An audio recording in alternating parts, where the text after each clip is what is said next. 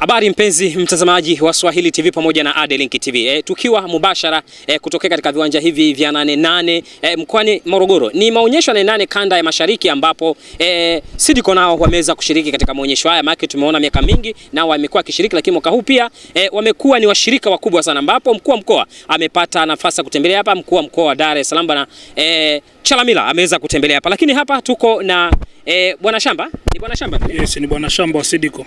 Bwana Shamba wa Sidiko. Yes. Sasa ningependa ujitambulishe jina, alafu mwisho wa siku sasa utuambie wewe hapa umekuwa mshiriki. Kikubwa unachokifanya hapa ni nini? Tunaona kuna mahindi. Majukumu yako kama Bwana Shamba ndani ya Sidiko ni yapi? Sawa. Kwa majina anaitwa Paul Samson Mazigo, ni Bwana Shamba wa Sidiko wa mkoa wa Morogoro na mikoa ya Pwani. Hapa tupo kwenye maonesho ya 88 kanda ya Mashariki ambayo yanafanyika mkoani Morogoro, na hapa tupo kwenye banda la Sidiko, na hii ni shamba darasa letu la mahindi la Sidiko kama tunavyoona.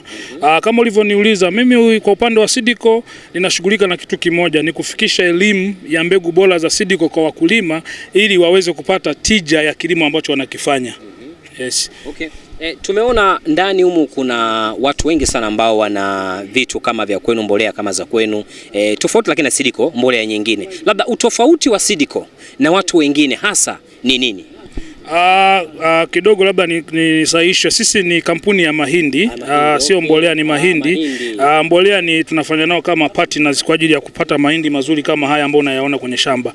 Utofauti wa Sidiko na makampuni mengine, kwanza Sidiko ina aina mbalimbali za mahindi, kwa sababu kwamba nchi ya Tanzania imegawanyika katika kanda tofauti. Kuna sehemu kuna mvua chache, kuna sehemu kuna mvua za wastani, na kuna sehemu kuna mvua nyingi. So Sidiko tuna mbegu za mahindi ambazo zinaweza kustawi ukanda wa chini kabisa kama Dar es Salaam. Tuna mbegu ya sungula ambayo inakomaa siku 60, ambapo huwezi kuipata kampuni nyingine, unapata Sidiko tu. Umeshaona? Lakini tuna mbegu kwa ukanda wa juu, kwa mfano Songea, mkoa wa Ruvuma, Iringa, Mbeya, inaitwa Tembo, ambayo pia ni inaweza kuvumilia hali ya hewa ya kule. Kule kuna mvua nyingi, kuna baridi, kwa hiyo mahindi ya kule yanachukua muda mrefu. So tuna mbegu ya Tembo pia ambayo huwezi kuipata kampuni nyingine, ambayo ina mavuno mengi kwa ukanda wapi? Wa juu. Lakini tuna mbegu kama tunavyoweza kuona hapa, tuna pundamilia 555, tuna tumbili 419, tuna simba 657 ambazo zinastawi katika ukanda wa kati, mvua za wastani. Umeshaona? Kwa hiyo tuna mbegu za kuanzia ukanda wa chini mpaka ukanda wa juu. Huo ndio utofauti wa Sidiko. Lakini pia utofauti wa Sidiko tunasema kwamba mavuno bora yanaanza na mbegu bora. Na mbegu bora inatoka wapi? Sidiko. Umeshaona? Kwa hiyo mavuno bora unayapata wapi? Kwenye kutumia mbegu za Sidiko. Ukiangalia mahindi ya Sidiko tofauti wake na makampuni mengine, ili upate mavuno mengi, wakulima wanakuwa na notion tofauti kuhusu mavuno mengi. Lakini mahindi ya Sidiko, kwa mfano nikikata hindi lolote hapa, naweza nikatolea mfano hili. Umeshaona? Unaona kwa mfano hili hindi. Utofauti wa makampuni wa mbegu yetu na makampuni mengine, sisi Sidiko mbegu yetu gunzi lake huwa ni dogo, punje ni kubwa. Umeshaona? Na mkulima umeshaona gunzi la mbegu ya mahindi ya Sidiko ni dogo kwa mbegu zetu zote, lakini punje zinakuwa kubwa. Umeshaona? Sasa mahindi mengine unaweza kukuta ni kubwa likiwa bado halijatolewa haya maganda. Kumbe kikubwa ni gunzi, sio punje. Kikubwa ni gunzi, sio punje. Sasa ina maana ukienda kwenda kupukuchua mahindi unajikuta kwamba mbona nilikuwa na mahindi makubwa lakini mavuno nimepata machache. Hiyo ni namba moja. Lakini namba nyingine ni kitu kingine, mahindi ya Sidiko ukiangalia yote, hata hili nikilichukua liwe limetoka dogo kutoka labda na hali ya hewa, lazima hindi la Sidiko lijaze kutokea chini mpaka juu. Mpenzi mtazamaji, ni kutokea chini kama unavyoona. Lazima lijaze kutokea chini kama unavyoona mpaka juu. Lakini pia namba ya mistari ya mahindi, Sidiko mahindi yake yana mistari mingi ukilinganisha na mahindi ya makampuni mengine. Huo ndio tofauti wa Sidiko. Kama nilivyosema, gunzi ni dogo kama unavyoweza kuona, lakini punje ni nyingi. Namba za mistari ukihesabu 1 2 3 4 5 6 7 8 9 10 11 12. Ni sahihi kabisa. Ukienda kwenye mbegu ile ya tembo ina mistari hadi 15 mpaka inakaribia 17. Mbegu ya tembo. Ambapo mahindi ni mengi. Mahindi ni mengi. Kwa hiyo utofauti wetu ni kwamba tuna mavuno mengi kwa sababu namba za mistari ni mingi, lakini gunzi ni dogo ukilinganisha na punje. Na sisi tunaamini kuwa mkulima anataka hii punje kwa sababu ndio mavuno yake. Sawa sawa. Lakini pia kuna mahindi mengine ya makampuni mengine au ya watu wengine unakuta hapa hivi liko wazi, halijajaa. Lakini mimi nimekufunulia hili naliona kwamba limejaa kutokea chini mpaka juu. Unakuta makampuni mengine labda ndio wale unakuta hapa kuna kama kipara hajaota. Hii ni kutokana na kuna sababu nyingi, sio kampuni ya mbegu. Wakati mwingine ni lishe. Lakini inaweza kapewa lishe lakini kwa sababu nature yake sio ya kutokea chini ikajaza mistari, lakini mahindi yanakuwa hayajatokea chini. Kipala sana sana ni lishe ambayo ni mbolea.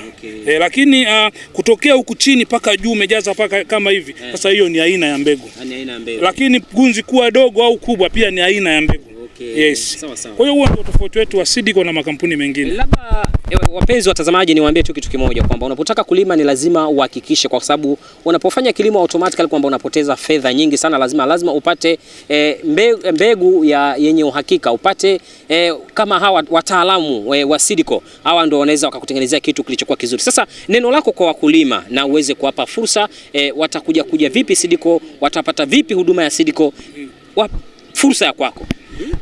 Namba moja, Seedco kwanza, fursa ya kwanza ambayo tunaitoa, tunafundisha wakulima. Tunawafuata katika vijiji vyao walivyo. Lakini hata wale wa mjini tunawafuata mijini walipo. Tuna programu ya kufundisha wakulima kabla ya msimu wa kilimo. Tunapitaga sehemu mbalimbali, tunawafundisha mafunzo ya kilimo, kilimo bora cha mahindi, lakini pia na mboga tunafundisha kilimo bora cha mboga.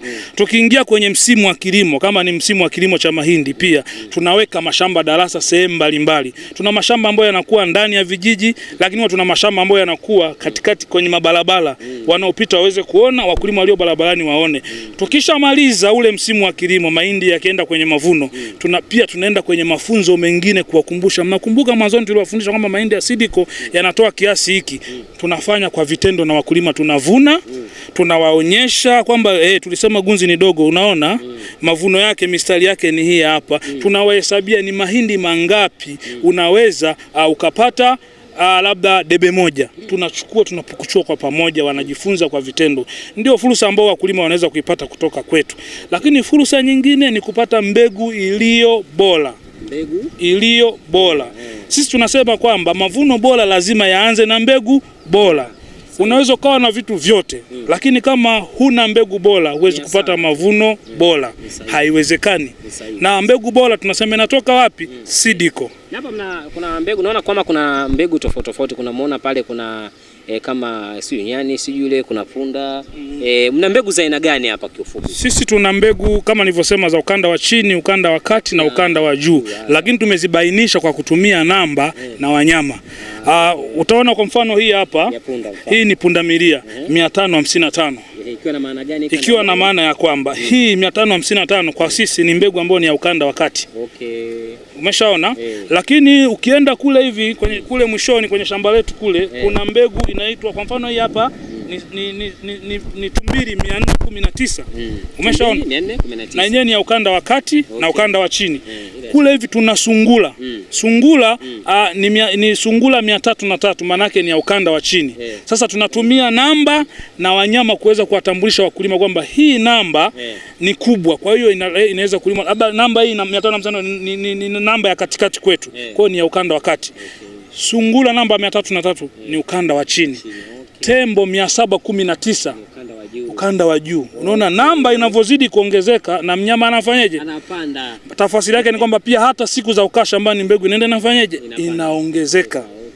Lakini kitu kingine tumeweka namba na wanyama. Kuna mkulima hawezi kusoma. Hii 555 anaweza asione. Ila pundamilia akafanyaje? Akaiona. Ameiona hapa kwenye 88, akienda dukani anamwambia mwenye duka, naomba pundamilia.